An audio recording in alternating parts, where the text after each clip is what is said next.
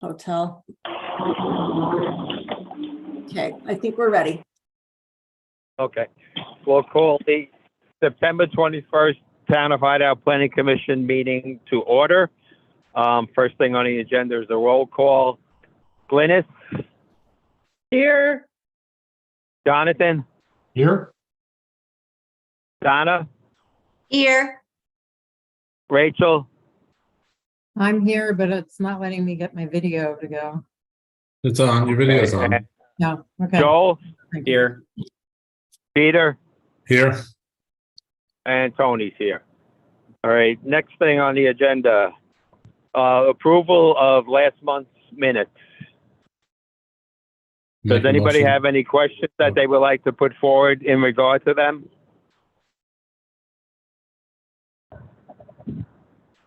Everybody is okay with the way they came out and the way they were presented? If that's the case, would somebody like to make a motion? I make a motion to approve the minutes. All right, does anybody want to second it? I'll second. second it. Okay, then we'll take a vote. Jonathan? Yes. Glynis? I wasn't here, so I don't think I approved them. Okay. Donna? I wasn't there either. Okay, Rachel? Yes. Joel? Yes. Peter? Approved. And Tony's a yes. Okay, that being said, now we will go on. First, I'll put on the record, due to the fact that I'm driving in the car,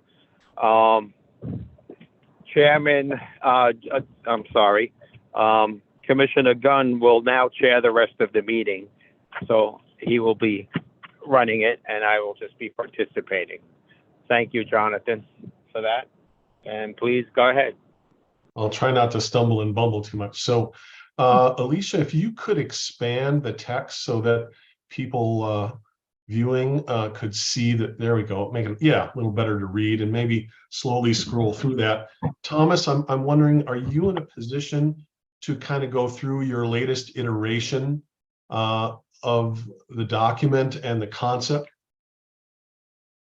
Yes, I am. I just unfortunately won't have video. I'm just on phone, but I can absolutely walk you through it. I've got the report in front of me.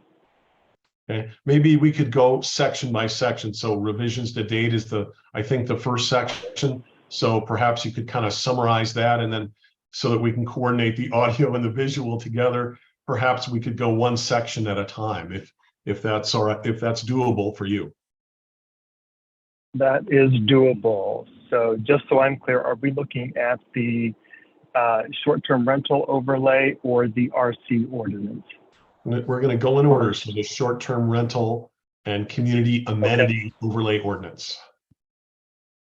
Okay. So why don't I just real quickly, if Alicia or Kathleen, if you guys are on page 1 of the staff report, I'll just do a real quick background. Most of you are familiar with this. It's been before the Planning Commission a few times. And so really what this report did was attempt to incorporate some of the language that was discussed at the last meeting, some additional language relative to community amenity space and how we look at that, some updates to that, i.e. commercial space, I should say, and to look at some additional parameters for short-term rentals. Why don't we go to the ordinance itself? If you're on page 2, again, I've outlined what the existing short-term rental ordinance is for the town. You can see that on page 2. If you go to page 3 of my report, and again, I'm sorry, I don't have the PDF that you're looking at, Alicia or Kathleen, but if you go, sorry, page 4 shows the map of the Hideout town zoning boundaries. And again, just for clarification, the area in beige is removed from the possibility of short-term rental overlay because the master HOA does not allow it. And we call that out. What neighborhoods does that include? That includes Shoreline, that includes all of Hideout Canyon, Rustler, Golden Eagle, and Soaring Hawk. Would Deer Okay. Waters be included in that as well? I think Deer Waters is outside of the master HOA. I think he's right. Deer Yeah, so it's, is Deer Water and Lakeview are outside of master HOA, as are Deer Springs. I'm not entirely sure of that, but okay, let's proceed. So, and again, that's interesting you say that, because we've heard that Deer Waters is in, but according to all of the mapping that we have, Deer Waters is out. So I guess that one could remain up in the air. But in terms of the short-term rental and amenity commercial overlay ordinance that's a part of this report, Deer Waters wouldn't qualify for short-term rental anyway, because it's more than a third built out. That's I think those of us who live in draft. Deerwater just would love some clarity with that. Obviously, the majority of us who bought here, the idea of short-term rental was never, that was the main reason we all chose here. The short-term rental was not a option. Yeah, I'm pretty sure That Deer is Waters correct. is actually part of the Community Preservation Association, if that's what you're referring to. Wasn't it annexed? So that's why it's not part of the master. yeah, my recollection is that it was, I believe that it wasn't part of the original MDA, but that the developer agreed to join the homeowners association and the regulations associated with that. I mean, the easiest way to find out is to look at your, we can look up what's recorded, your CC&Rs that are recorded against your properties in Deerwater. I'm pretty sure that my own covenants in Deer Waters refer to the Master Association. And assuming the Master Association is the same one that we're referring to, I'm pretty sure Deer Waters is covered, but we can sort that out.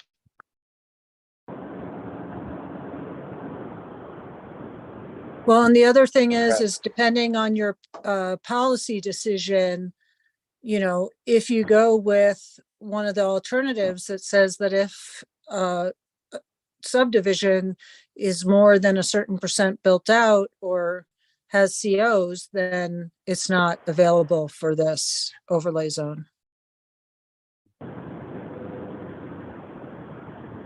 Okay, well, we can sort that out as we go Yeah. forward. Thomas, I'm sorry to have interrupted you. Please continue. No, that's fine. I would say then let's go straight to the ordinance on, what is this, page 7 of my staff report. Again, I apologize. Do you see the ordinance? Alicia or Kathleen, are you driving? Who's driving? That's okay. I'm driving. This is Alicia.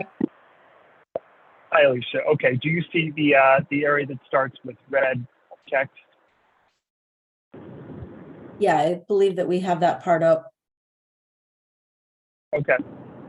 So yeah, why don't I go through what the changes are in red? And actually, Jonathan, to your point, we could add right under new letter C, where we removed Lakeview based on Nate Brockbank's input at the last meeting. We took that out of a potential area outside of the master HOA, and we called it out specifically that it would not be eligible for a short-term rental overlay.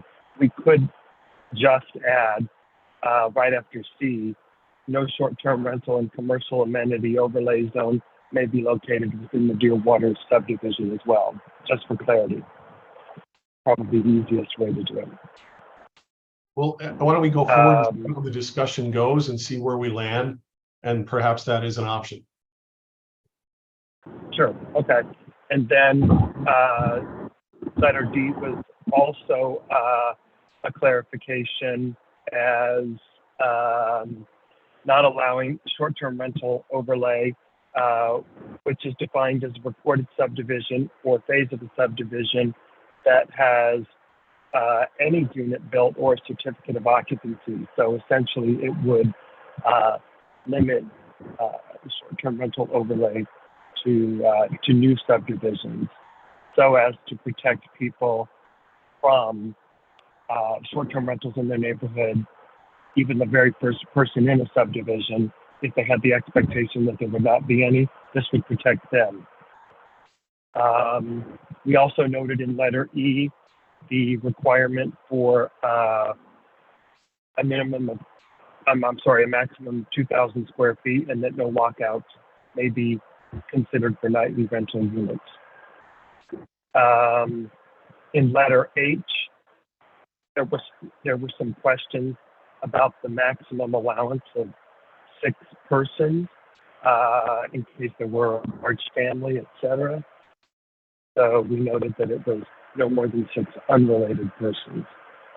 In letter K, we added, and the Wasatch Fire Department's designee. We've had some follow-up discussions with the Wasatch Fire Department, and they do want to be involved in the review and inspection for any nightly rentals in Wasatch County, and so we made that clear in letter K. In L, there were some questions about the 1,000 minimum. Was that enough for a small commercial area? And there were also some discussions, maybe it's less 5 units that triggers maybe a 1,000 square feet, maybe 15 for 1,000 square feet. We did a little bit of research and are recommending 2,000 usable square feet of commercial for every 25 units. That's outlined in letter L. In letter O, we noted that the commercial structure, if this were to move forward, the commercial space or structure shall be complete and ready for occupancy on award of permit that crosses over the 75th percentile. And so we might want to clarify that language a little bit, but we didn't want to provide, assuming the ordinance passes, and they wanted to build 20 units, not 25 units. We didn't want to put a specific number in there, i.e., about the 75th percentile of 25, call it, 17 or so. We didn't want to put that specific number in there because if people build less, they're still required to build the commercial amenities. And then in letter P, we noted that the commercial space had to be located within the subdivision or the phase of the subdivision that allowed for nightly rentals and had to be within 1,000 feet from the nearest housing unit. Those were the changes based on the discussion last week. At the end of that draft ordinance document, Alicia, if you see supplemental information, I'm just going to walk through this and then we'll circle back to the draft ordinance. There were some questions about the average occupancy rate for Airbnb or VRBO or just any nightly rental in the general Park City area. I did some research on the internet, made some calls, etc., and it appears that the average rate is about 40 to 60%. That's based on, again, internet research and word of mouth, and so it's not terribly formal. There is a company, I think it's called AirDNA, that actually does detailed assessments. I don't have access to that data set. It's a fee only data set, but it does look like it's about 40 to 60%. Anything over 50%, according to Airbnb reps online, is considered good. And so tonight, in terms of a recommendation, I noted that we can walk through this draft ordinance, look at some of the changes. I also noted that over the past few meetings, I think there's been some hesitation with regard to doing anything with short-term rentals in existing neighborhoods. And so an alternative could be to limit short-term rentals kind of to where we started a few months ago, and that was consideration of short-term rentals on the west side of the Jordanelle Parkway. So that could be another option where we simply limit the geography to that area and not kind of maybe, as some people might think, open that Pandora's box for the existing community. So that could be an option, an alternative option. The second option could be, given that it appears the Bloom development may resubmit, and there is some, or at least it appeared there was some level of agreement that there could be nightly rentals in there, and that could be a logical location for kind of a resort development. It's all undeveloped, all of those acres up there on the upslope side of SR 248. That may be logical. If you felt that was logical, a further defining the geographic designation could be allowance of short-term rentals on the west side of the Jordanelle Parkway, and maybe the upslope side or kind of the east or north side of SR 248 could be considered for a short-term rental overlay. So that could be a second option open for discussion. Just so everybody knows, on the east and the north side of SR 248, the only thing up there that would fall into potential overlay categorization would be the area right around Claim. Soaring Hawk would not. It's part of the master HOA, and they don't allow short-term rentals. Golden Eagle would not, because that's also part of the master HOA, and they don't allow short-term rentals. So it would primarily be that area around Claim. It's also worth noting that Claim already has nightly rentals. That was an agreement with the town back in 2019 when that moved forward. So it could just be that area right around them. And Alicia, if you wanted to, you could check your email. I sent you a map that that might be easy for the Planning Commission to kind of take a look at and see those areas that would be allowed if you wanted to define by geography. And I am open for questions or discussion. I know it's a lot of information. I have a question. So Sure.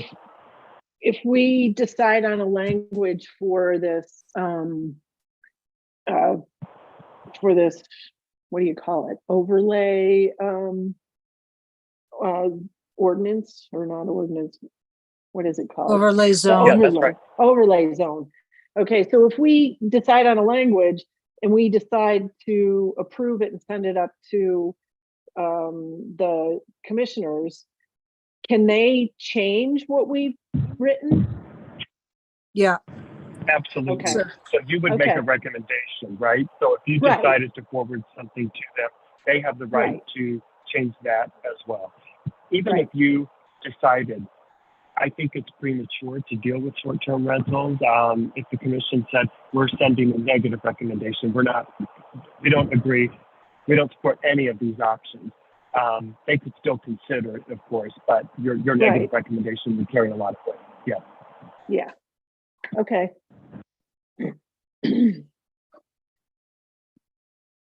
Any other questions for Thomas? Thomas, you said you think Bloom's coming back?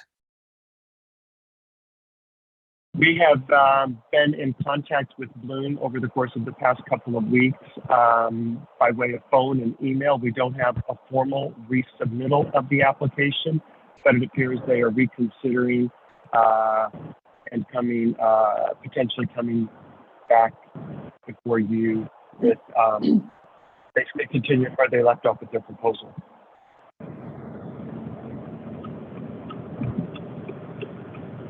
I think I asked this before, but I kind of question the 2,000 square foot limitation? Because I think, to me, that seems like it's encouraging builders to try to build something smaller than 2,000 square feet. And then I question what that will do to the rest of our property values, having smaller properties, which obviously wouldn't be as valued as the As I higher recall, footage. Nate, who was the proponent of this originally, he had pointed out that, you know, he has a large family and that he couldn't get all of his own family under one 2,000 square foot roof.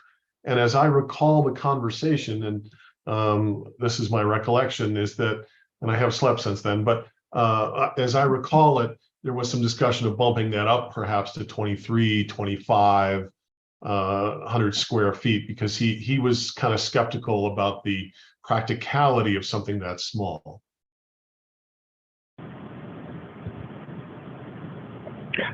Jonathan, I think you're right. I thought the last time we discussed it, we had gone up to the 22 to 2,400 range. Yeah. So perhaps we just pick a number today as part of our discussions and then, you know, vote on it, yay or nay. But I think that was the only other thing I could think of. And I think the point is well taken that that is a little small and that could have a kind of a diminution effect on property values if there's a huge perceived difference. I'm not sure I agree that it would change property values. I mean, it just adds another layer of economic entry into the area, unless it's lower one. But, you know, if you listen to the developer, you know, he thinks those trade, if they have nightly rentals, they trade at a higher premium and you get higher prices for those. Don't know. I mean, the market's getting pretty soft pretty fast. Thomas, if you limited this to just the west side of the Jordanelle, is there anything approved for there now, or this would be all de novo development? The only thing approved there right now is Deer Springs Phase 8, which is, I think, 34 townhomes. And, you know, there was some interest in by the developer a number of months ago looking at cottage units to kind of change up the housing product that is in Hideout. And there was some thought that some cottages could be interesting up there, maybe even a little commercial, just because it's right on the Jordanelle Parkway with easy access to the resorts. You know, some initial discussions with the developer there was some positive reaction by the developer, and draft subdivision submitted that illustrated cottages, but cottages with a short-term rental overlay, because there was also going to be a commercial component there, a restaurant, and some, I think, fitness facilities.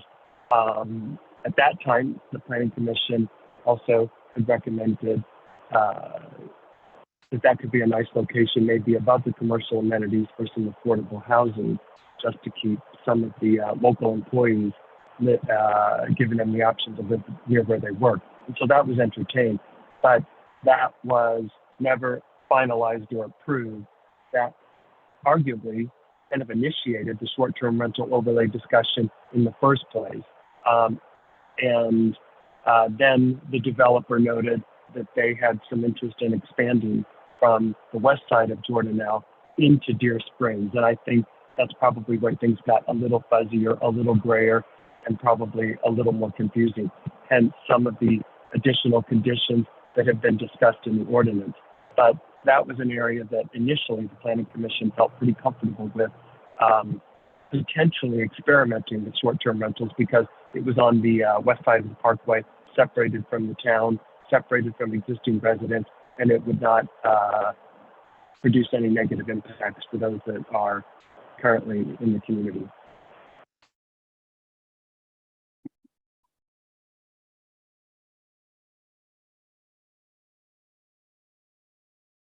Any other questions from the commissioners for Thomas at this point? Alicia, were you able to pull up that map? That may be helpful to the commissioners to see. Yeah, we're viewing the one you sent just right now. Okay. Okay, so if you're viewing that at the top of the map, you can see the area in red is the, let me go to that map. The area in red up there is that area we're talking about. That's the area 20, what is that? Maybe 8-10 acres, I think, that is on the west side of the Jordan L. Parkway. The area at the bottom right of that map, the large area, that's the area that is under consideration for Bloom. Again, they haven't formally resubmitted, but that is that area. And then the area kind of there in the middle is the Wolf property. The little triangle at the top left side of that piece of property in the middle is the 7 acres that the town owns. And the other property up there that could be then considered for short-term rentals would be Mr. Sowen's property, who came in for a potential brew pub in that area and maybe some housing behind it. They came in for a concept subdivision. But those would be the only properties up there that would even have the potential for to request short-term rental overlay. Where would Again, that that would be be on again? Thomas, where would that be That- again, that last area you just mentioned? That's in the middle of the map, and that would be the area right north of the existing claim subdivision. Okay, so claim is the black nightly rental, and then the other, okay, I see the green That's right. with the blue stripes through it. The green with the blue stripes is the kind of open space part of claim, if I'm correct, yeah, Okay. of the claim subdivision. So that one's already utilized. That would be utilized or not be utilized? I'm sorry. I think that one is already utilized as part of the claim subdivision, their open space requirement. Okay, okay. So Donna, it's that orange, like, almost rectangle Oh, there. right there. Okay. Yeah, Yeah, that orange rectangle kind of right above claim would be it was the brew pub, if you guys remember that concept plan that was submitted. And Mr. Wolf has a house up there kind of on that very steep slope where much of the soil from the claim subdivision has kind of built that up. And then we have the 7 acre parcel, that little bitty triangle at the very top left or northwest of that red area. Okay. Gotcha.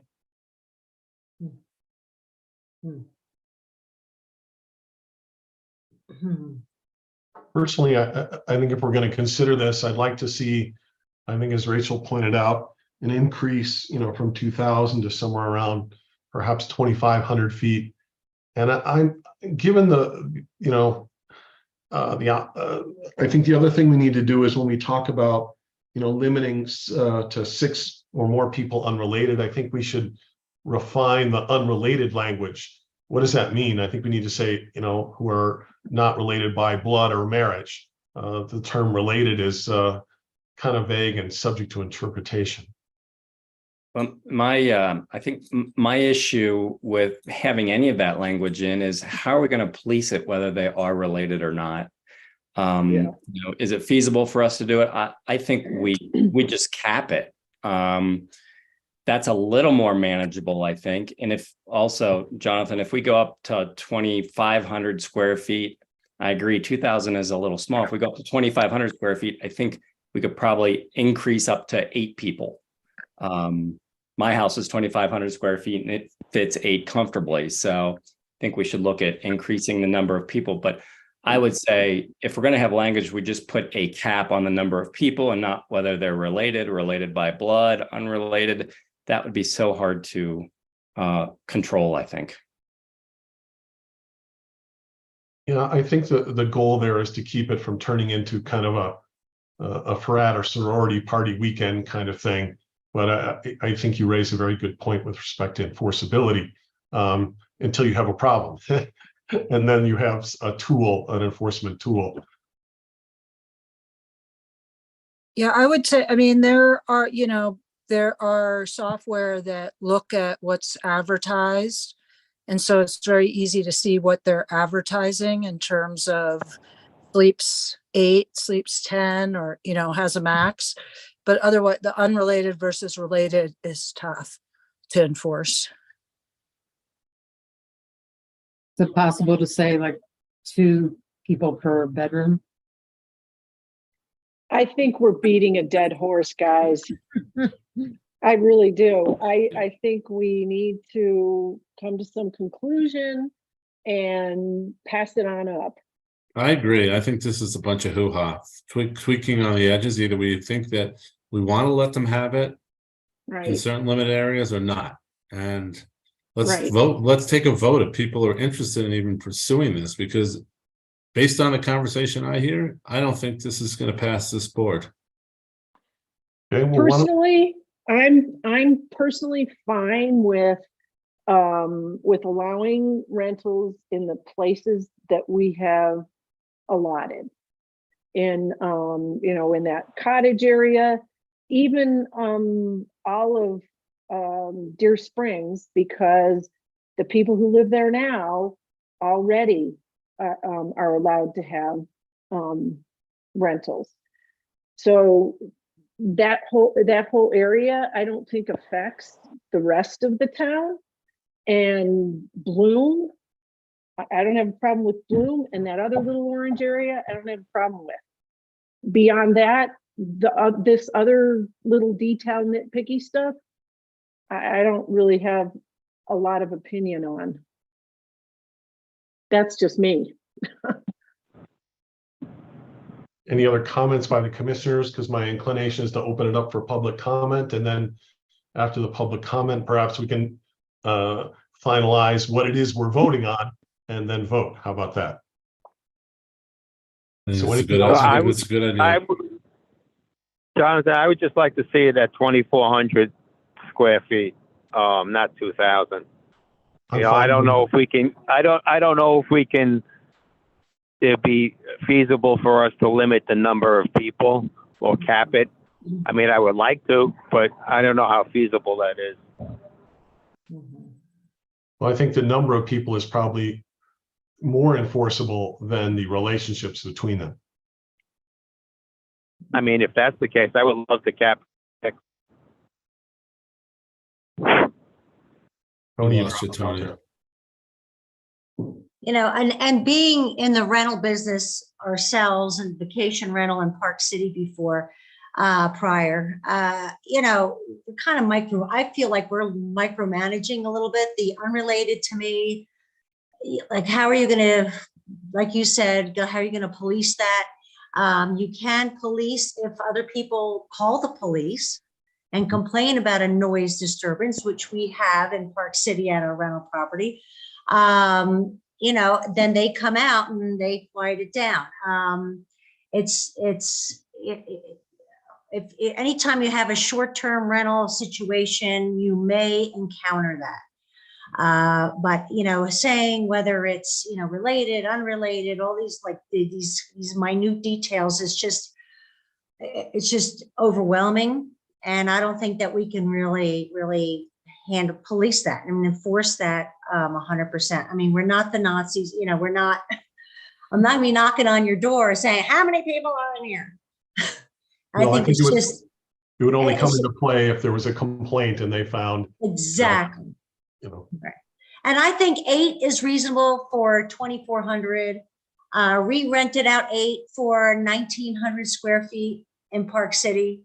I thought that was reasonable, and rarely did we have a problem, but it was just maybe out of 10 years, maybe we had 2 or 3 instances. So, it really was not, I agree. I think we just need to move on and go for the public comment. I think that would be helpful, and then maybe tweak a little bit here, but. Okay, any of the other commissioners have anything else they want to add or ask Thomas about?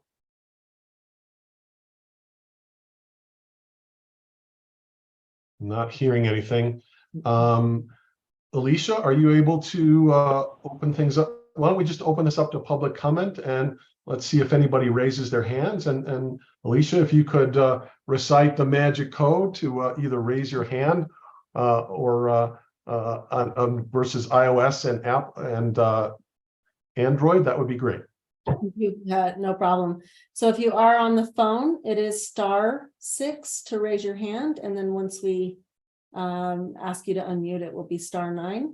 Otherwise, there should be controls under the little bar at on your screen that will allow you to raise your hand. And once you do that, we'll give you the option to unmute. Okay, let's officially open this up to public comment and see if there's anything that anyone has to say from the public.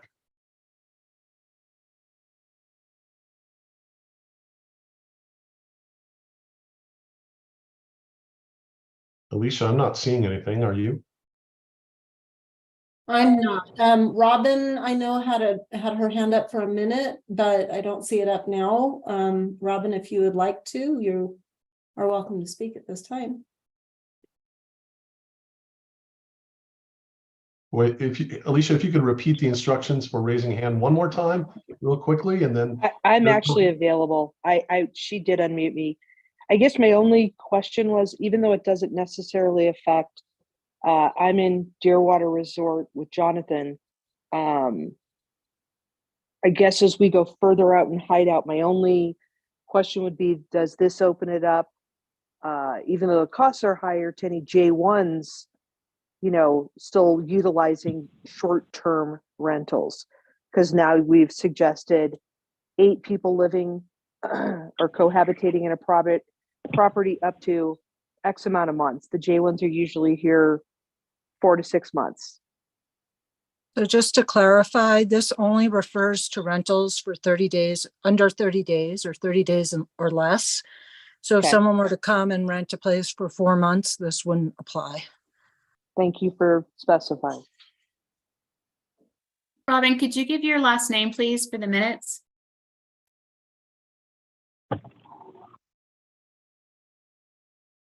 It's Holzrichter.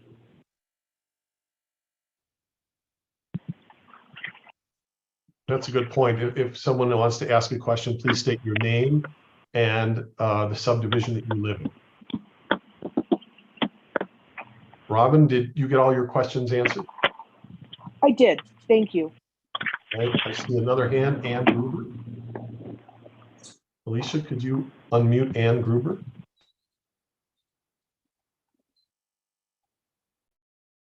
Thank you. My name is Ann Gruber. I'm in Deer Waters. The only question I have is for clarification on what you're going to put to vote. I think that I understand, obviously, the amendments that are in the minutes here, but the verbal comments you were making, I just want to make sure I understand what you're moving to vote on and the summary of that before you disallow continued public comment, because I'm at this point a little bit confused about the nexus of the vote relative to what you haven't read versus what you've now just discussed in your discussion. Do you want me to address that? Yes, please. So basically, it'll be up to the, I mean, I think everything that's highlighted is open for comment. And I think that nothing has been predetermined. So that is going to be, the details is what's going to be discussed by the commission.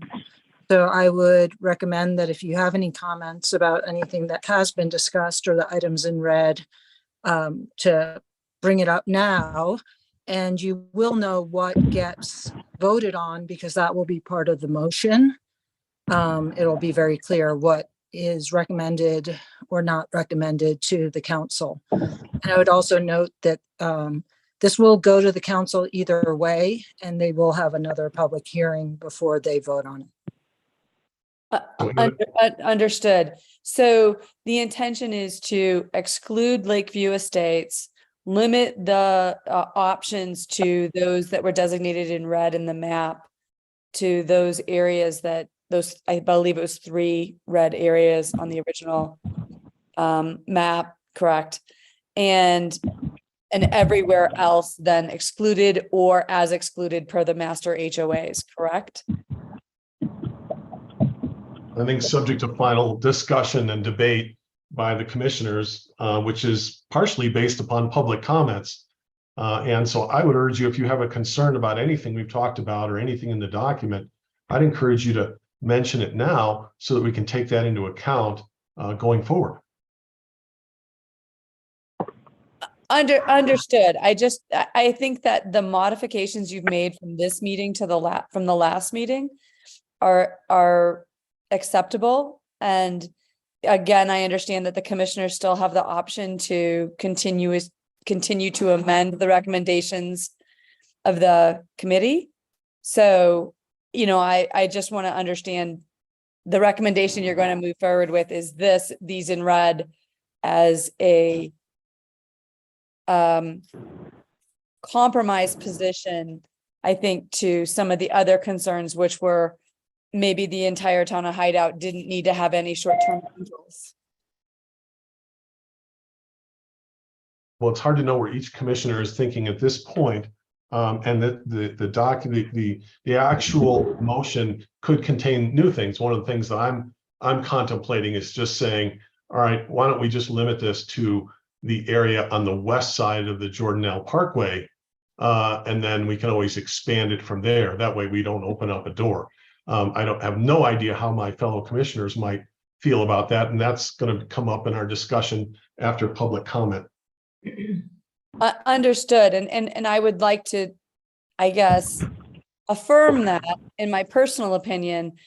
I think that in prior planning meetings that I've sat in on, when the discussions are on the west side of SR 248 and the west side of Jordanelle, that the public comment has been more amenable to that. So I think it is definitely a less stressful position for you all to take to do that, because I think that there was a whole lot more public outcry about the stuff that is east of. So I guess that's my 2 cents, is that I concur with you, Jonathan, that I think that is a little bit more of a conservative position to take, but probably one where there's a little less outcry, in my opinion, based on my experience with my neighbors and discussions. But I defer to you guys that you have this responsibility. So thank you for clarifying. Were there any other comments or input you wanted to offer? At this time, I don't have anything else to contribute, but thank you. Okay, fair enough. Any other hands up? I don't see anything. Alicia, do you? I don't see anything. Okay, going once, going twice, 3 times. Okay, why don't we close public comment and open discussion between the commissioners on their thoughts of what exactly we should vote on. How about that? Well, we go around the horn. Donna, you first. You have any thoughts on tweaking this so that we can vote on it one way or another? Well, I do think one of my suggestions is what you had suggested, and Tony, increasing it to the 2,400 square feet. You know, that would definitely be, and then, and I would say 8, maximum 8 people. I think that's You reasonable. can't police that. You can't police that. No, That's I kind of know. silly stuff. It's silly stuff to put in there. Peter, I disagree. Really? For example, if there's a noise complaint and the police come to the door and the police count 1, 2, 3, 4, 5, 6, 7, 8, 9, 10, 11, 12, now there's a clear violation. And then what? What happens? Well, then it goes into down the enforcement route. You've had one complaint. How do you know those people are sleeping there? Well, that would Maybe be 4 part of those people are visiting. that would Yeah, be I part don't of the know. officer's investigation. You know, obviously, where there are no facts and no information, there can be no legitimate enforcement. But where you have facts, I think you can take legitimate enforcement action. I can say that from my experience with other towns, that if you have a cap, you can enforce at least what they're advertising. Right. So That's- that's a very clear line, right? That if they say it sleeps 12, then we can see that and say, oh, that's a violation. Right. You know, so that's, or talk to them and say, you know, there's a max, that type of thing, and educate people. Donna, anything else before you? Yeah, no, that's, I mean, I was gonna say the same thing. If it's advertised, I think that's reasonable. You could put in there something that a maximum advertised rate or a number of people would be 8. Okay. Okay, Peter, what, how about you? Do you agree with those 4 points, or do you have different points? I'm struggling to understand why we do it at all, and I'm struggling to understand what's the benefit to us. I understand the benefit to the developers. They build smaller units, they sell them at higher prices. That's what the gentleman last week, you know, was talking about, doing it to canyons. And yeah, we get some taxes out of it, but I'm not so sure it's really that meaningful that it's worth changing the character of Hideout. And that's where I kind of find the land on this. At this point, I think we need to agree what it is we're going to vote on. You said you're going to sound like a no, so I just want to get to I just want to get to a concrete, you know, something we can vote on.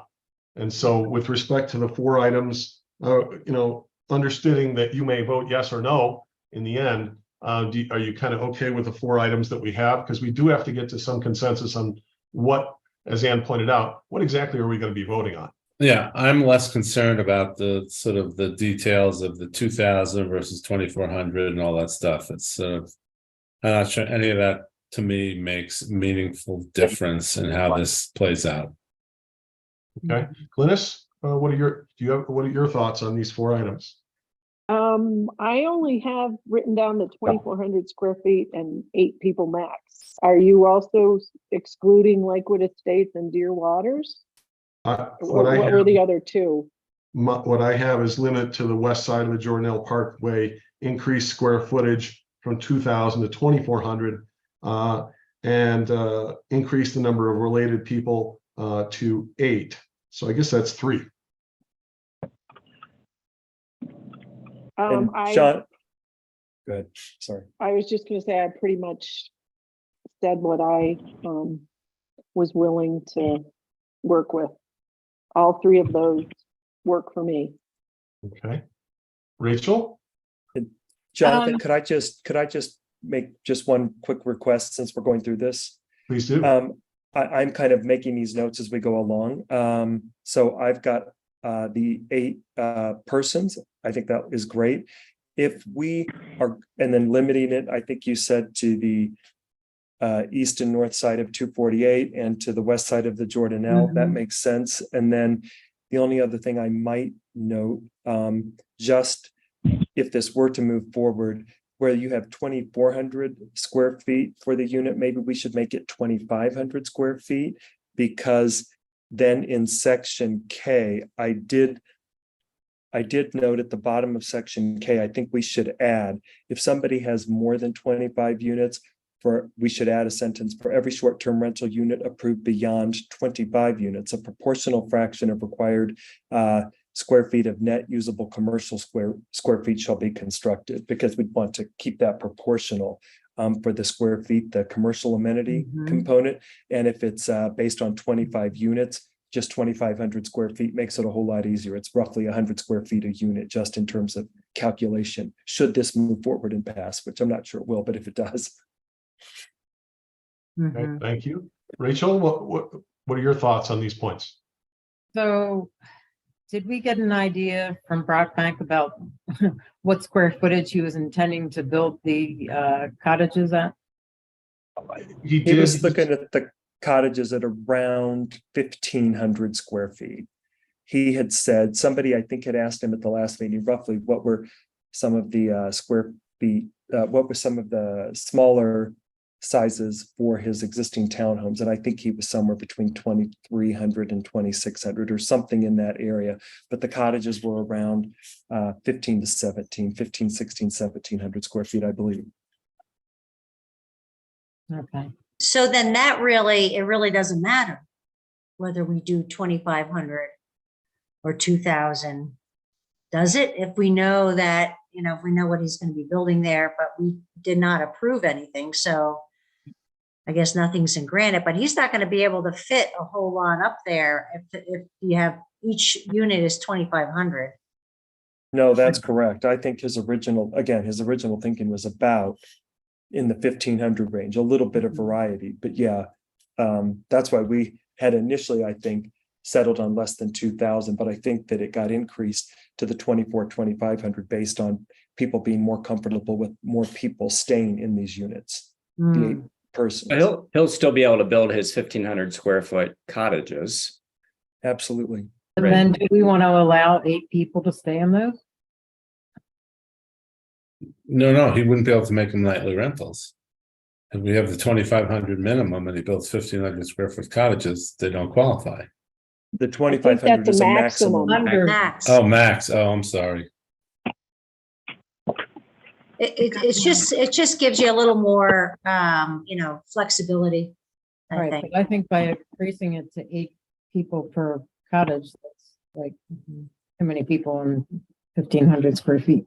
Mhm. Well, and I think that's, to Peter's point, that's where you get into putting in numbers. Then you're talking, building different size units and different numbers, and we're going down a rabbit hole with that. So either we go with the 8 and realize that there could be 8 in a 1,500 square foot cottage, or we just strike that number altogether. And whether it's 2,500 or 1,500, they can have the number of people in it. Personally, I'm for the max 2,500 and max 8 people. If they have a smaller unit, we do run that risk of 8 people in it. But I think having more and more rules, again, enforceability is tough unless there's an issue. In terms of the location for me, I'm open to the west side of the Jordanelle, as well as Thomas, I think, as you mentioned, the north and east side of 248. So I feel like if we are going to do this, we go ahead and recommend it to council for the available areas where it could happen. Not to say it will happen, but I think we go ahead and make the recommendation for all of it. That's just my opinion. And then council can make that decision. And then as each area gets developed, we still have the opportunity, if I'm not mistaken, to say, no, we can't do it in that location. Is that correct, Thomas? They would have to meet all of the criteria that is in this ordinance. So as long as they meet the criteria, they're basically not built out. They're proposing the size of unit that you guys have outlined in here. If they're meeting the ordinance, you would have to approve it if they meet all of the components of the ordinance. Gotcha. Yeah. So I know we were talking a little bit about the west side of, the west side of Jordanelle Parkway, but this would also, I think what I'm hearing tonight, apply to potentially Bloom and that property north of Claim. They may come in with larger units. So if you're looking at the 2,500 square foot unit, that there may be some applicability up there. Maybe the 2,500 covers everybody, because we're not designing this for a developer. We're designing this for neighborhoods. We don't know who will take advantage of it.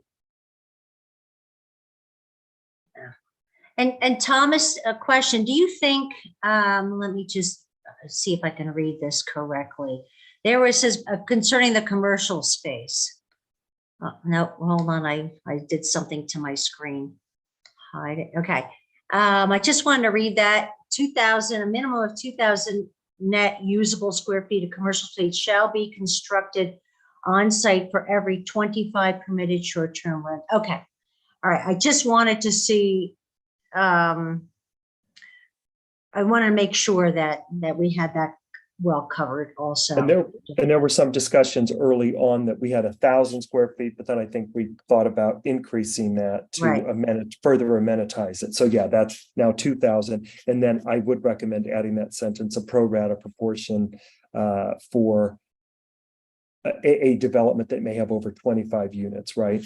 because Right. roughly at 25 units, you've got 2,000 square feet. That's roughly, and now we said 2,500 square feet. Oh, no, never mind. Forget what I Right. just said. I was That- thinking of that's the what I square was- foot I- maximum. Sorry, got Right. that mixed up. We'll use the pro rata, a pro rata proportionate fraction for the 2,000 square feet based on each additional unit, if that were an issue. Right.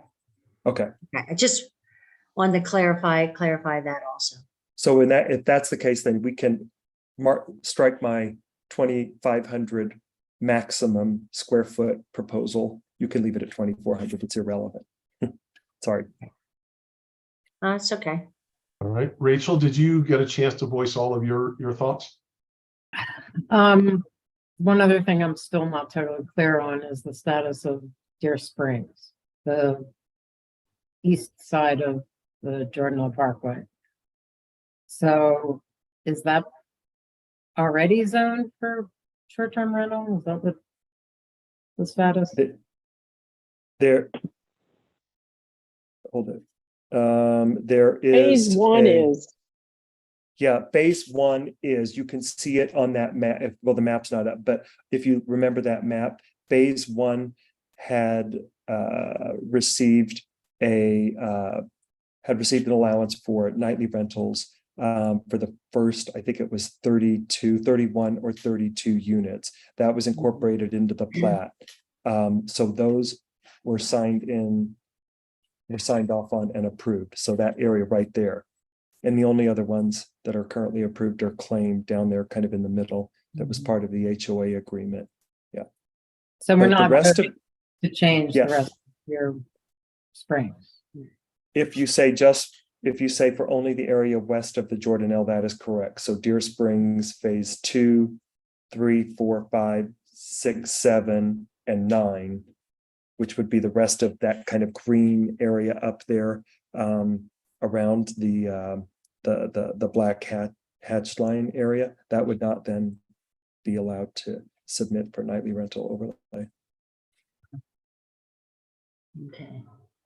Okay, Joel, did you have a chance to voice all of your thoughts? Yes, thank you. Okay, I had one more comment or question. Do we, the 1,000 feet, I just read it and I've forgotten about it. It was, I think it's stated there in the write-up that no commercial area should be within 1,000 feet of a residence. No, it actually says, just for clarification, it's that the commercial component, the commercial amenity component that Right. is required as part of this has to be in that subdivision and within 1,000 feet of the Within, not nearest of, short-term okay. housing unit. Yeah. Okay. And I think we should name that short-term housing unit at the very end. But yeah, that's what we're sticking. Okay. I just, because I thought 1,000 feet for, in that small area of 10 acres up there on the west side of the Jordanelle is quite a bit, quite far It'd be too away distant. You're right. to go get a cup of coffee, and or something. Okay. okay. Tony, what are your thoughts here? I'm good with the three things you have proposed, Jonathan. Okay. All right, terrific. Well, I think it's time to fish or cut bait, unless anybody else has something they want to say about this. Last chance before we put together a vote. Okay, not hearing anything.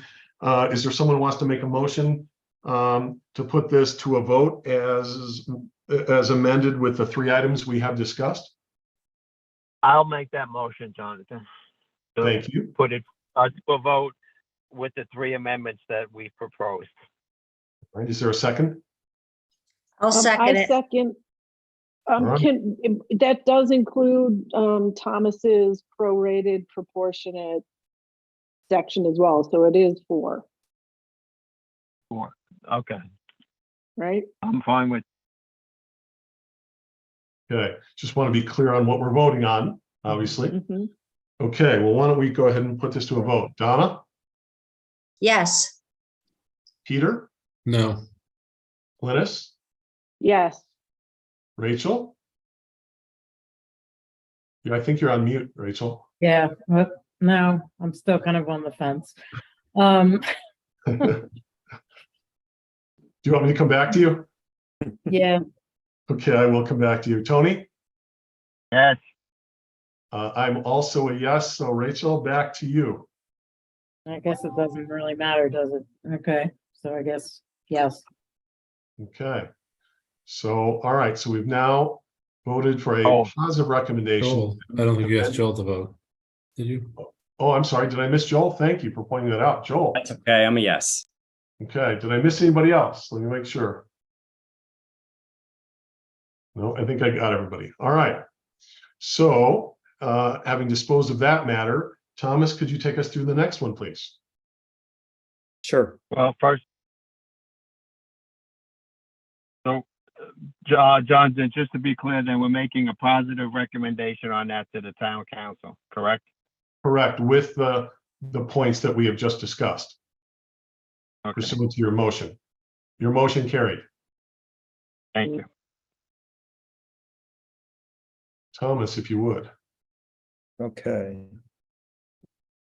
All right, so this is the residential casita zone that we were considering. Again, this was really initiated by the Bloom Project in particular, but just some thoughts that the community has had as well with regard to the allowance of smaller units, smaller cottage units in the community. This is for residential casita zones, residential casita zoning designation. I should say that it would allow for a house size no greater than 1,500 square feet. If you scroll down a little bit, Alicia, you'll see that I've got some revised language in red down there. Basically, and yeah, just maybe go just up just a little bit, I'm sorry, to the bottom of the first page and the top of that second page there. Keep going up to the top, the beginning. This is yeah, right there. This is actually for a housing type that would be considered for resort development. So this isn't necessarily thought of as workforce housing. This is really part of a larger development that is considering offering nightly rental cabins, nightly rental casitas, et cetera. So this is part of something that is more of a resort. Now you can scroll down, Alicia, thanks.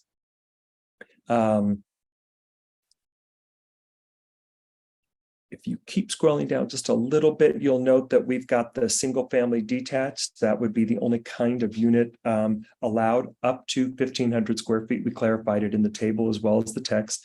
You scroll down just a little further. We've got some conditional uses that could go onto the site, an amphitheater, can you scroll back up to that, Alicia? Yep, you've got amphitheater, church or worship center, community center. Permitted use could be a swimming pool or a bathhouse to amenitize the resort component of these casitas. You can scroll down a little bit, Alicia. These are all up for discussion just for the record, but this was part of the initial recommendation. A fitness and wellness center, less than 2,500 square feet. You could scroll down a little bit more. And then we've got some additional conditional uses that could be associated with it. Some meeting facility, office facilities, personal services, etc. A restaurant up to 2,000 square feet as well.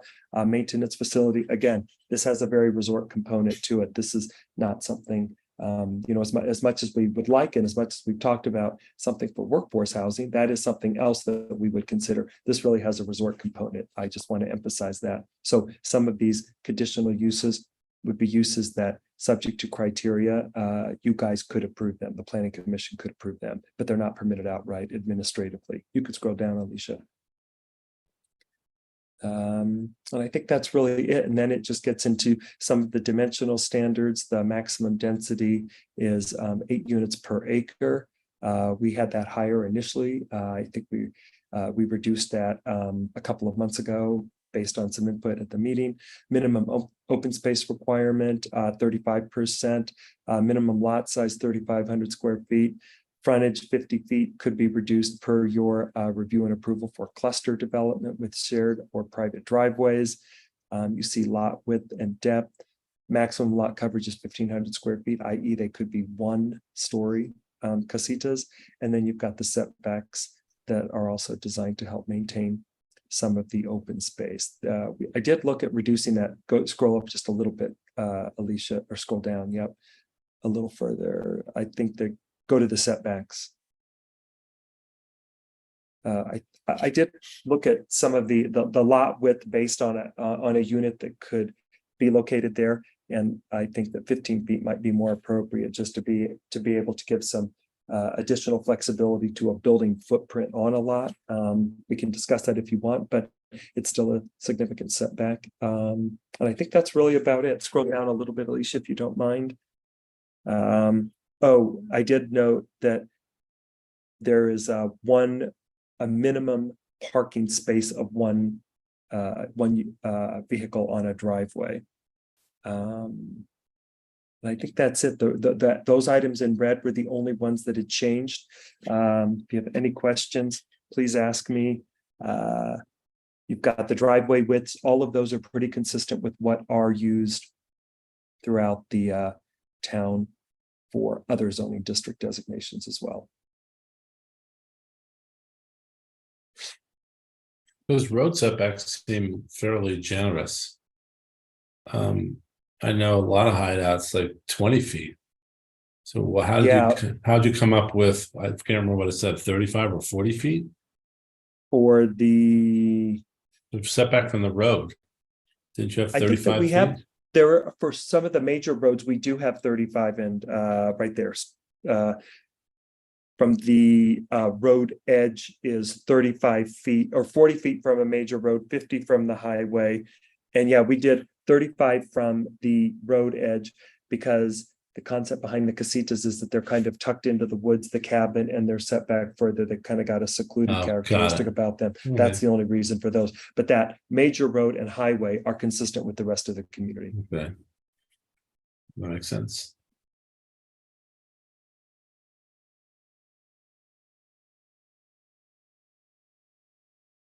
Thomas, do we have a maximum height or a minimum square footage? We don't have a minimum square footage. We could incorporate that if you were worried about too small of units. And we do have a maximum height of 2.5 stories. I think we put the feet there as, let me just look online. I'd like to avoid something small enough to look like it's an outhouse. I don't think that really would belong in the town. So maybe that's actually a good idea. We should have a minimum size in there. That's a good idea. I would suggest maybe 1,000 square feet is a minimum, and I think a max height. If these are pretty small, is there a reason why they would go up 2.5 stories? Likely You not. might The wanna only have a thing loft. that was the idea, that there could be a pitched roof. So if somebody did 750 square feet on top of 750 square feet, there could be attic, loft, utility space up there. Fair enough. I'd like to see us do what we did with the last item, and that is maybe limit this to the west side of the Jordanelle and perhaps the east side of 248 to avoid this in the core part of the town.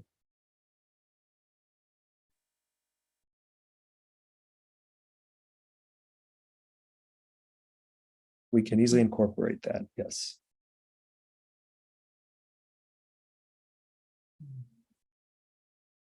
Are there any other questions for Thomas or comments?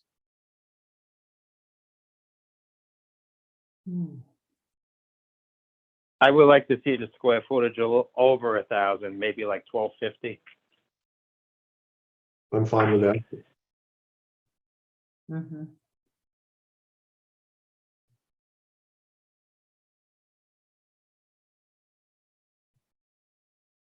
Anything else for Thomas? Any questions for Thomas or other comments?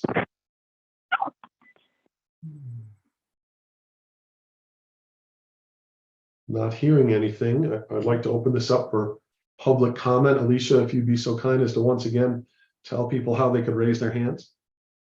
You bet. So *6 will raise your hand if you're on the telephone. And then once we give you the permission to unmute, then it's *9.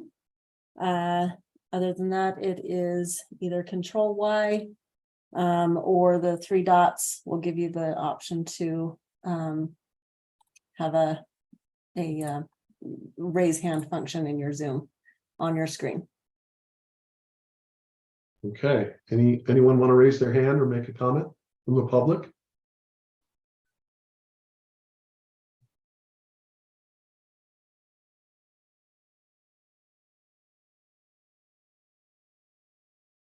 I'm not seeing anything. Alicia, do you see anything? I don't. Okay, going once, Nope. going twice. Any other comments? Any comments from the public at all? Last chance. Not seeing anything. Let's close public comment and open discussion amongst the commissioners.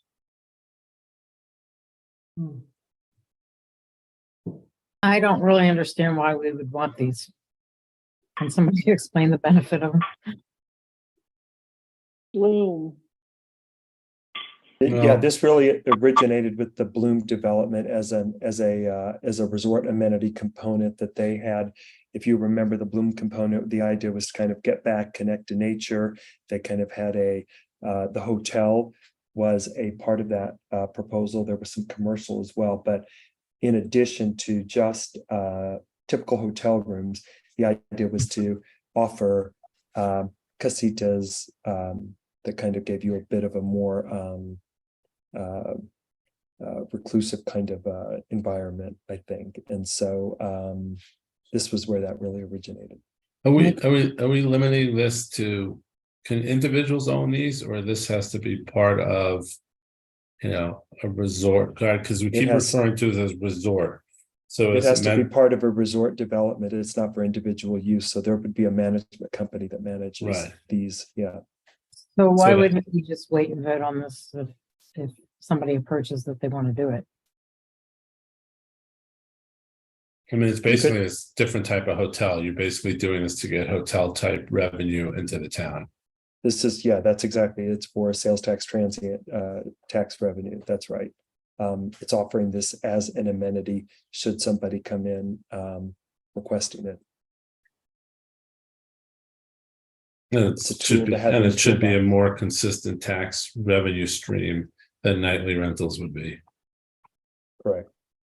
And it's a higher tax than nightly rentals, I believe, as well. I'm not sure of that.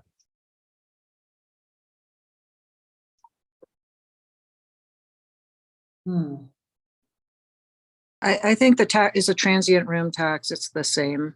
The only I think difference, it's TRT may be the same. Yeah, I think you're right.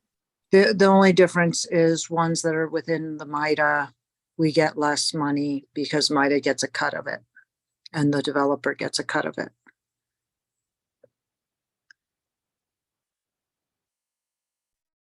So the only reason to approve this would be to make that area more positive, more lucrative for a developer to come in. Nothing has been, there's nothing right now on the table. As far as I know, Bloom has pulled out, and as far as I know, we don't know if they're going to come back. So we're just making it more, you had said it before, can't think of the word right Manageable. Yeah, you're now. you're really just making it available should somebody wish to come Want in and use it. It's already, it's on the table for them. It could be somewhat enticing for a developer to know I don't have to go Enticing, through a that's the rezone. Yeah. Okay, Yeah, that you're right. That is it though. We don't have really, there is really no location for it. I was just sitting here thinking about it, that could somebody on the west side of the Jordanelle request RC zoning for the cottages? They could, but that doesn't give them automatic nightly rental. So they'd have to also include the overlay. So yeah, this just offers another tool in your toolbox. So again, this really stemmed from Bloom. and this is only in that area where Bloom had originally looked at, correct? Or is this in the entire hideout? No, I think the way that Jonathan framed it is it would just be on the west side of the Jordanelle and also the east and north side of 248, but outside of the MDA, I think is what you were thinking about, Jonathan. So pretty much in those red areas again. Oh, just not in the peach areas. What about the peach area where we're down there at the bottom of the screen where Bloom was? Yeah, I think, Oh, I think yeah, that's that a area too. different Yeah. color. Peach, orange, I don't know. Orangey red, how's that? Nectarine Orangey red, color. salmon peach. I'm not sure what color it is now. I'm looking at peach. I don't know what you're looking at. But yes, that area, I think we're Yeah, looking at this. okay. We probably should make, yeah, those would be the areas that we're looking at, yeah.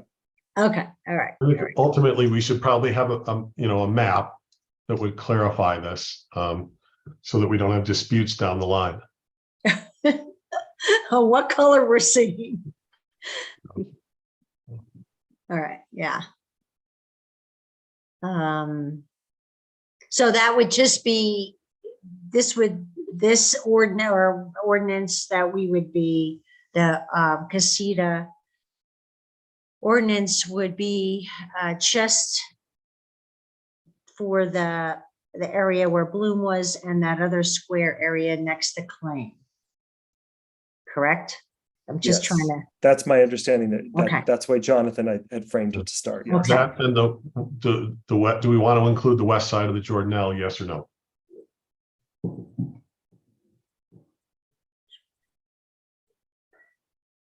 Well, we just included that in nightly rentals, right? Yeah.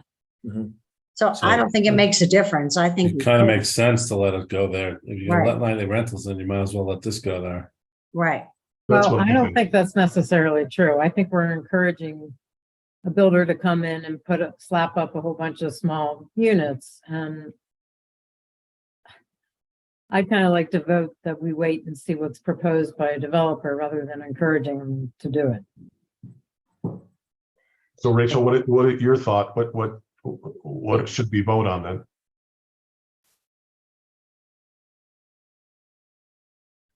But I just think, because Rachel, what you're it's, saying is voting to table I'm indefinitely until we voting to hear. table it until a developer approaches us. Because why can't we just do this at a future date? I think because if we do this and people know this is available, maybe it spurs different kinds of thoughts around development. Right. Yeah, and I'm not That's sure. the reason, that's the reason to do it. I That's a reason to do it, sorry. Yeah, and I think it will encourage development that may not be necessarily positive or what we want. But we don't have to approve it. Just because they can do it doesn't mean they have the right to do it. Well, if they meet Right. all the criteria, Polly, please correct me if I'm wrong. If they meet all the required criteria, we've essentially already authorized it. Yeah, so it is a legislative decision, but so it's kind of a fine line. I think if where you have criteria and you have an overlay zone and someone meets all the criteria, you are passing this, the intent of passing this zone is to allow it for it, right? So, you know, if there's a rational reason why it's not appropriate, I mean, when it's a legislative decision, you have a little bit more leeway, but I would say that it's harder to justify if it, you know, just because. The answer can't be just because. So somebody can come in there and say, we want to put up 500 casitas in that area. And then we have to say, oh, we have to because we approved it. Well, they couldn't get 500 in. Yeah, and that's not really accurate. We still have say over development and what gets built and how it gets built. You know, Right. doesn't- Well, that's what I'm just saying. I'm asking. That's what I'm saying. you- Polly's answer is, it was a little bit obscure there because I asked this question when we started talking about this weeks ago, months ago, and I was told just because it's there, it doesn't give anybody, just because we do the overlay, doesn't give anybody the right to insist on it. Mhm.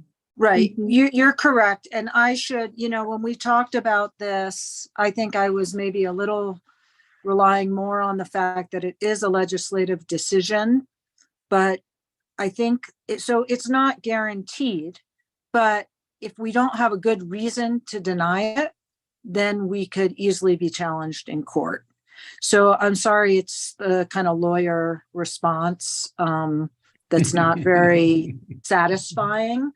But I would say that for the casita zone, particularly, it's much more likely to come in with some kind of master development agreement.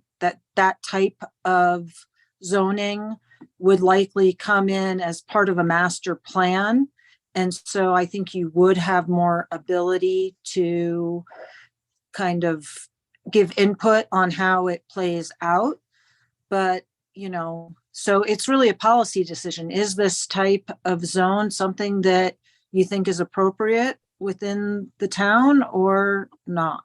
Well, Polly, let me ask you a very specific question. On the west side of the Jordanelle, which is whatever Deer Springs Zone 8 or 9 or whatever it is, Phase 8 or 9, he could come in. He's approved. He's got an MDA in place. He could pivot to this, right? Are we going to be able to stop it or not? Would we be able to say no based on what you're telling me? I'm thinking you're going to tell me you'd have a hard time challenging that proposal. It's so fact specific, which is why it's such a wishy-washy answer. Is, if he wanted to put in, when you look at, why would we, if he did want to come back and say, yeah, I want to put in some casitas, I like that, does he have the underlying zoning? And if he does, then what would be the reasons not to allow it? And that's what you guys would have to articulate as part of if you were to deny it. It's not And to I say, think- yeah, the Right. standard is lower because it is a legislative decision. But if you just say, no, we don't really want to allow this, or we only want to allow it in, properties that have over X amount of acreage or something like that, that's another, you have to think about why would you want this or why wouldn't you want this? And Yeah, so and I'd say to piggyback onto Polly, I would say some justification to or not to potentially rezone would certainly be your general plan. Does it make sense in that area? Topography, view sheds, how does it fit into that MDA? In that particular area on the west side of Jordanelle, that is part of an MDA that kind of creates its own zoning overlay, if you will, right? And there's a set amount, there's a maximum amount of units allowed in Deer Springs, 248 units. So the developer would have to meet that requirement as well. So what Polly's saying is exactly right. It is a little bit site specific. Polly, I have a question, and that is, with the resort casita, the master HOA, in theory, on the east and north side of 248 could request that zoning, but I think they may have CCNRs that actually that require houses of a certain minimum size. I'm not so sure. So maybe it wouldn't be applicable, but it could be, if not for that. Is that right?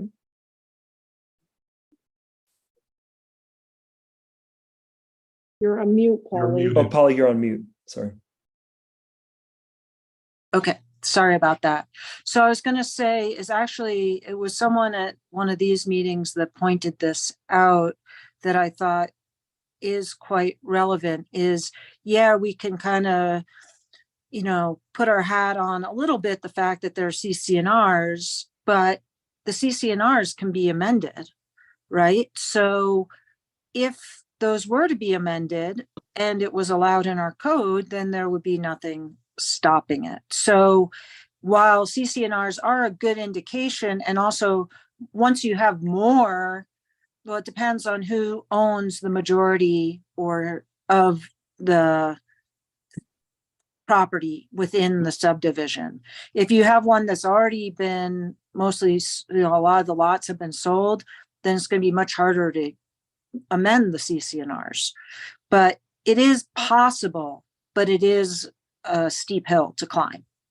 So Would it- amending the CCNRs is, I'll give you an example, the Dear Waters CCNRs allow the developer almost unfettered discretion to change and make rules without the vote of any of the Dear Waters owners until such time as they turn over the subdivision to the owners. So to the point about things can change, it could very easily change at any time before that's turned over to the owners. Wouldn't a possible solution be here to pass this overlay? And I don't know if you could do this and just say it's only accessible with people without an existing MDA, only for new MDAs. Then you cut out all the existing developments. There's no sort of magical changes there, and then it would be one. It wouldn't that, but then it would be very geographically limited, and we'd have much better control over how it got done. I'd rather see it be geographical within the town than to use the criteria of it's has an existing MDA or not. I guess you can justify it similar to the short-term rentals of expectations of owners that have already built in there. So I guess that could be a justification for it. But, to say this one is allowed to have this different type of density, this different type of use than this one, why wouldn't something that's already established have that ability to have the density? Is there a reason why we wouldn't use the same language that we used in the previous matter and just copy and paste it here? That is, you can't have it unless, once there is one CO issued, you can't do this.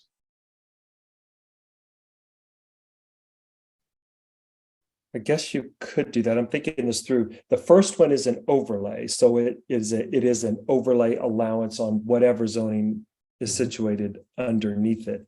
This one, as written, is a geographic district designation that could be placed anywhere in town, although it looks like you guys are defining again west of Jordanelle and east north of 248. Polly, could we only allow a rezoning to this if there were one or no more than one, or say 10% build out of a subdivision? Could we do that? Because that would be a subdivision that got approved and now they're asking for a change. Right.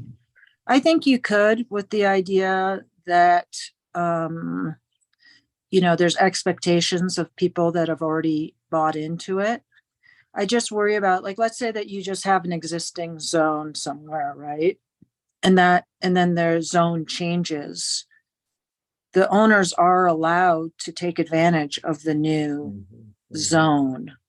So I guess, though, if we want to talk about, the impacts that this was, and the other thing is that this does have to be tied to a resort, right, Thomas? Do you want to read that language? That's right. Because I think that I don't think that we don't have those types of facilities. What's the definition of resort? Well, it reads here, the residential casita classification is provided to allow for small casitas or bungalows or cottages as an additional room type for a hotel, other lodging, timeshare, or other shared use facility in a planned mixed use inclusive of both residential and commercial uses development. So the RC classification is only available if it is designed as an additional product to such development. So it has to be a component and integrated into a resort development. What if we Does also that mean said that one company or one person has to actually own those properties? Yeah. Yeah, they don't manage it. what if we, just to bolster that, what if we say no casitas may be located in an established residential neighborhood, which shall be defined as a recorded subdivision or phase of a recorded subdivision that has a housing unit built and with a certificate of occupancy awarded. We could do that. Yeah, because that was initially what we were thinking for the SRO. That's just a little bit more explicit, but allows this to live as a geographic designation. I think we can do that, right, Polly? That makes Yep, sense. I think Yeah. so. I like that.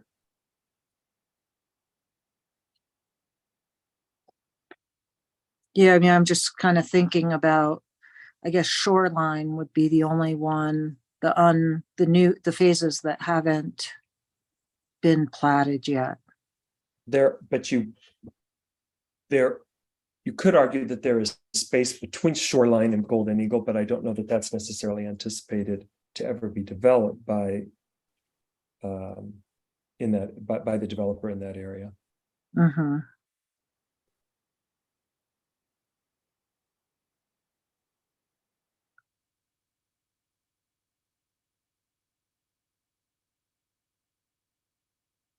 Otherwise, I think that you could put in that language. Okay. Yeah, I Or agree.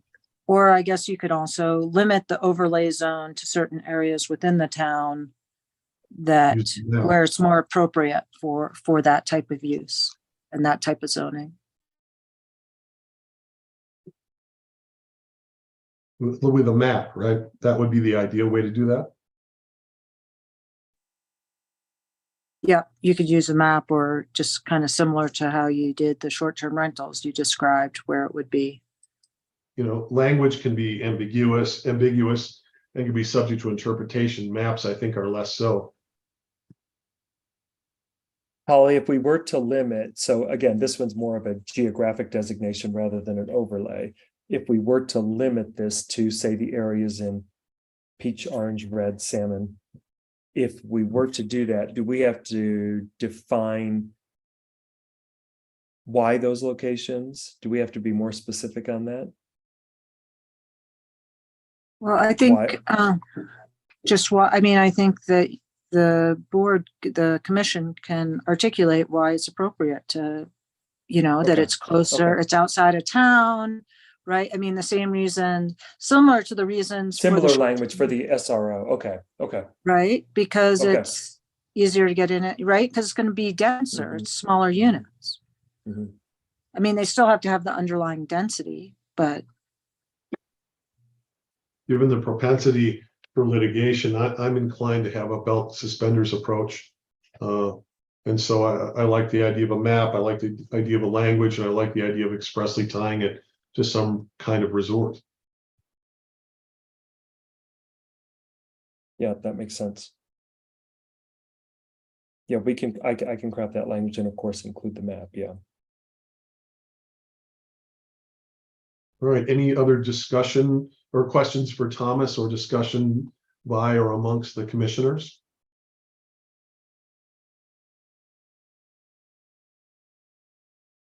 Is there a way to limit how many can go in a particular neighborhood? We could put a maximum on. Doesn't the size and the setbacks and all that by definition kind of act as your limiter? Mhm.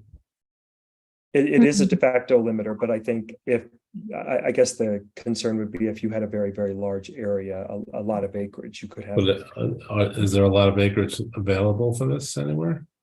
Well, the Bloom. Bloom. The Bloom property. Well, Yeah, well, but it's that's not why- all buildable. Yeah.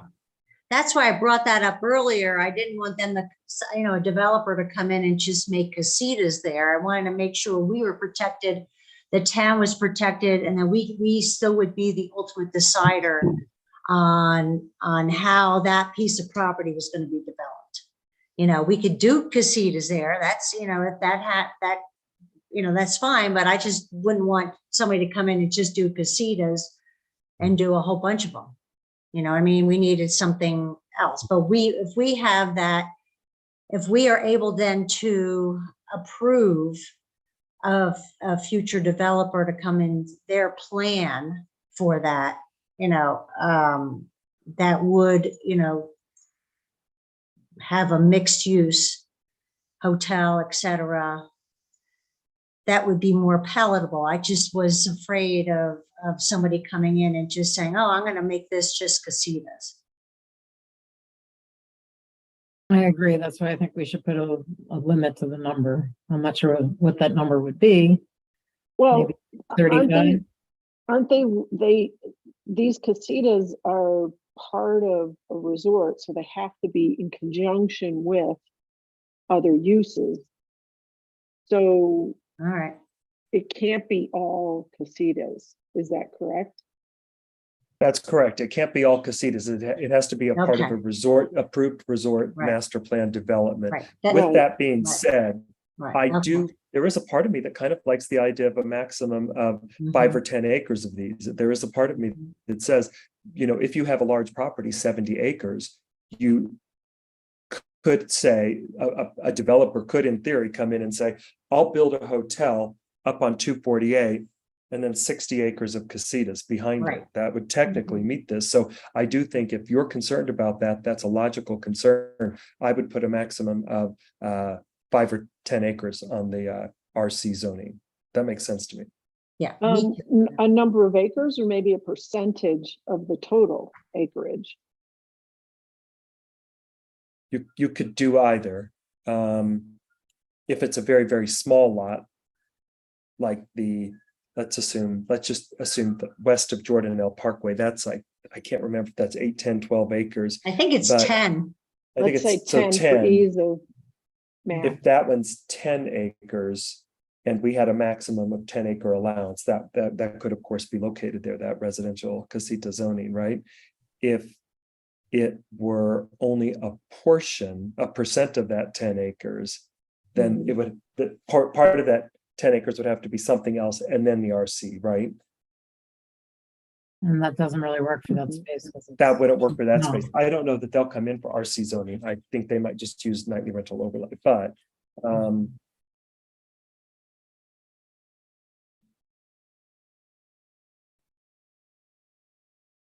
What if we said something like a limit of, no more than 7 acres could be dedicated to the residential casita design within any development?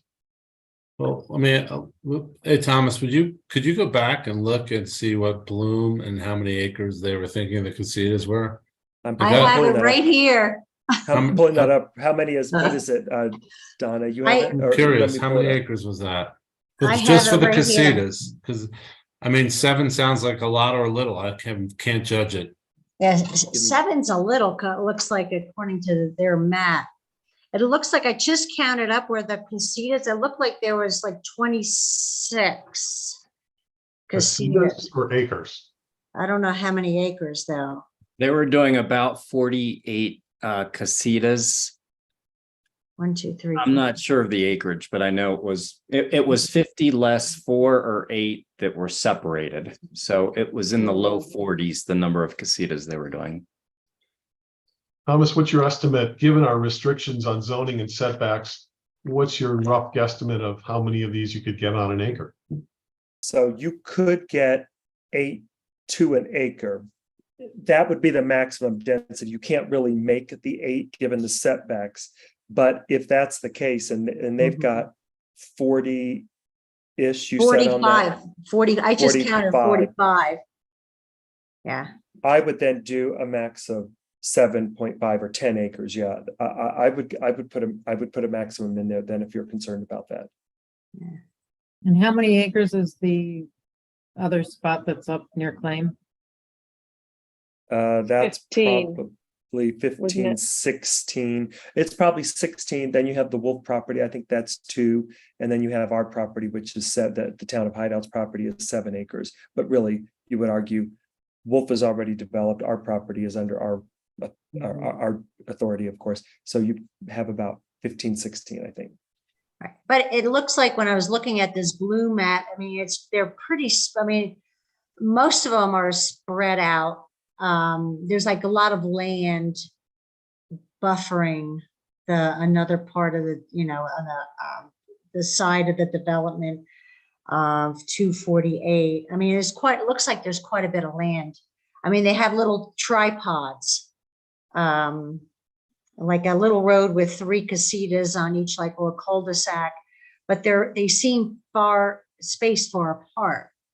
So I don't know, how much of an acre. I mean, you would want them kind of far apart, wouldn't you? If this was the type of You're looking for seclusion, yeah, and seclusion, that was right. the idea behind those.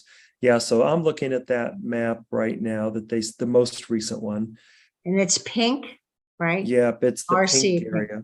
Well, that's a pretty large area. They've really spaced it out. That's probably, they've got 72 acres to work with, give or take. That looks like it's roughly 25 or so, right? 25-ish acres. Yeah, Yeah. you're right. It's like a quarter of it, almost. Mhm. But yeah, very, very spread out. Yeah. About a quarter, if not more. Yeah. Yeah.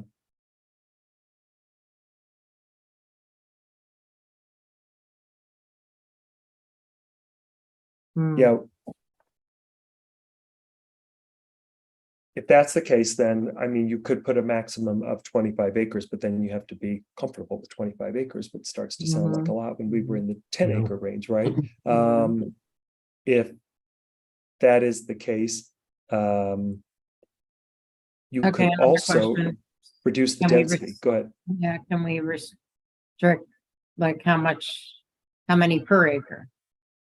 So Yeah, you can reduce the density per. Right.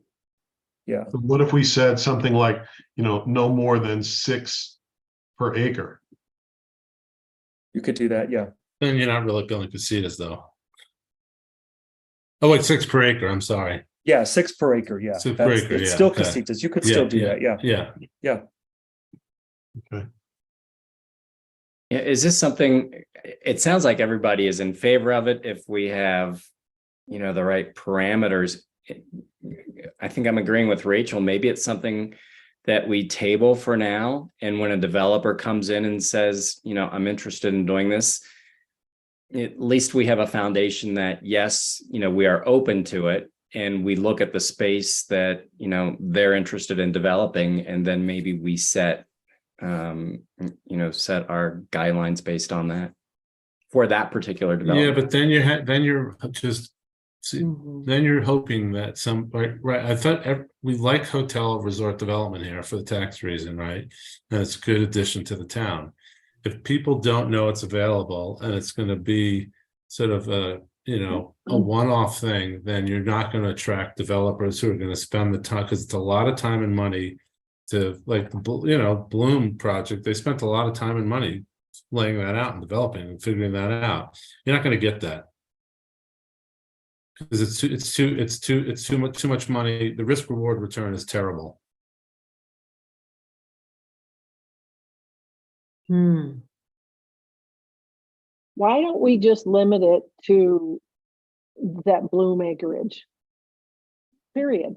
Right, like maximum 25% of the proposed development, of a development. You could, or 20% of a proposed development, 25%. I mean, I'm looking at this map, it's got to be 25%, because there's also a little square in the middle that has 2, 4, 5 RCs. And not that they're going to come back, but their plan was pretty good. But 25% of what, acreage? Or 25% of the proposed development. So, but what does that mean? Of acreage, build total square footage of acreage. Acreage, okay. That's just what I thought. Was that 25% including how they were only going to build on half of the land anyway, right? So, right. Well, right now, the only section that I'm looking at is not the section where that road comes in, the tan section. It's just a section of that development, not where the house is sitting, where they were going to be living. It's where they. Hey, we could don't still have tell- a developer that comes in and wants to develop all of it. So we need to be clear percentage wise what we're talking about.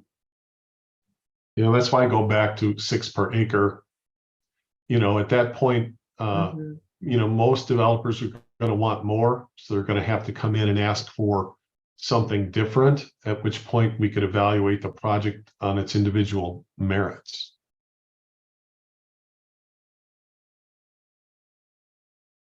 All right, I'll go back to that. I still think we don't really need to decide all this I right think now. that's a good idea, Jonathan. Any Hey, other? Jonathan, if I could just say something. Please. I know somebody recommended, why don't we limit this to the Bloom project? There is no Bloom project. Okay, so we can't limit it to that. And I don't think it's feasible on our part to do that when there's nothing in front of us for the Bloom, what was the Bloom project that no longer exists as far as we're concerned. Right, well, that Okay. piece of property is That what I piece was, of property is the what piece we of were property, talking not the about, blue. not the project itself. But how are you gonna do that? We're So gonna- should we just vote whether to go forward with this or not? Yeah, I think I the would- first, I would, my recommendation, I would recommend to table it till next month until we can get a clearer picture, you know, about what we discussed tonight on paper, so we could actually, you could look at it I think that's the first. rather than have just trying to piece together all the ideas that've been thrown out in the last hour. I think that's the first vote, is motion to table, and then if that fails, then we vote on, or proceed on a motion for a recommendation for this. That works for me. Okay. So I'll make a motion to table the conversation on casitas. Is there a I'll second? second. I'll Okay. second it. All right, well, then let's vote. Tony? Excuse me, should we yeah. continue to a date certain since it's already been noticed as a public hearing? Yes. Yeah, sorry, we would actually not be motioning to table. We would be motioning To move it to continue- next month, right? to continue, yeah. Okay, I'll make a motion that we Okay. continue the conversation to the next planning commission meeting. Well, and if you wanted, you could in a sense, like you could continue it to, let's say, November meeting or December meeting, a couple months out to wait and see kind of what develops, if you wanted. I think that's a great idea. There's no reason to have the same discussion next month when there's no pressing issue to address it now. And nobody takes the view that if we do this, it detracts development. That's that's the view that's implicit in that. Tabling it and waiting for someone to come along with the idea means that people on the council here don't take the view that this is a pro-development, a proactive measure to attract development to town. I think that if they call the town and ask, the town's gonna say, we've discussed it, we're open to it, but we have not made a definitive decision on it. So I don't see how it really detracts if somebody's that interested, though. I would think, I don't know, I'm not in the industry, but I would think they would call and ask. Perhaps. And it would cost nothing to put their plan in front of us. If they wanted.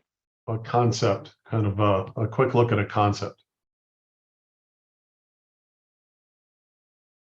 Okay, then I'll amend my motion to make the motion that we move this conversation to the meeting, planning commission meeting in November.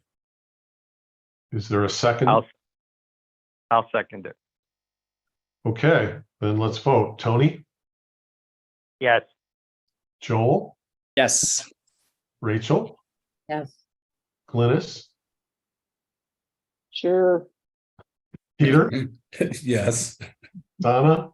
Sure, I agree, yeah. yes. It appears that the motion carries with a unanimous vote. I think that concludes our agenda for today. May I just make a quick announcement? Please. We're procuring some equipment for audio visual. We should have it set up next month. So I just wanted to go on the record by saying that we may be able to host in-person meetings for a limited number of people, probably for the October Planning Commission. How many, Lisa, do you anticipate the equipment would accommodate or the room would accommodate in person? Well, the mayor stated in the council meeting that there may be a spike in COVID hitting us very soon. So he wanted to limit it to just a limited number of people is all I believe he said, if I remember right. I would say probably no more than 10 to 15. Our council room is pretty small. So yeah, once we get in full swing and, you know, we could probably host regular meetings, you know, maximum of probably 30 people in there. Do you, I don't know, my. And Jonathan, Yes. one other thing before we end this. I am going to put together a schedule for the commissioners to where they would brief the town council like we've done in the past. Town council meetings are the second Tuesday of every month. So if you know you have an engagement during that time, please send me an email by Monday so I can make sure that you're not scheduled for that. If something does come up once it comes out, it's up to you to swap with somebody. But I need to get this to Alicia so we don't run into a problem like we did with the last council meeting where there was nobody available. Thank you, Tony. Yep. And commissioners for doing that for us. Okay, is there anything else we need to deal with before we entertain adjournment? Not hearing anything. Is there a motion to adjourn? I will make a motion. I'll second it. Okay. Got Donna, Yes. Peter, Yes. Glynis, Yes. Rachel, Yes. Joel, Yes. and Tony. Yes. And I'm a yes. That makes it unanimous. And thank you, Jonathan, for doing this tonight. My Yeah. pleasure. I hope I haven't butchered it up too badly. You did a great job. Nope. Well done. Thanks, John. Hold on. Thank you all. Thank Thanks, you. Jonathan. Bye. Thanks.